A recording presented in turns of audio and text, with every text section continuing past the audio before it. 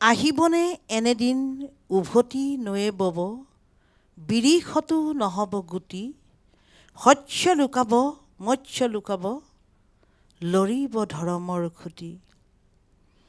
এই লৰিছে, আপোনালোকে লিখিছে, পুথিলৈ শংকৰে মাধৱক বুজালে, নেৰিবা ধৰ্মৰ খুটি।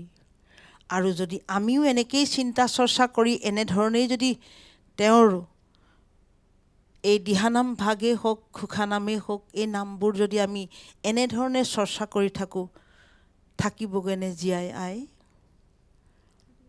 ধৰ্মৰ খুঁটিটো লৰিছে, আমি মজবুত কৰিবলৈ হ'লে আমিও অকণমান মজবুত হ'ব লাগিব ন আই?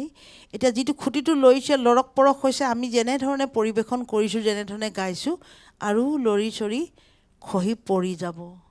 আমি উঠাই ধৰিব লাগিব।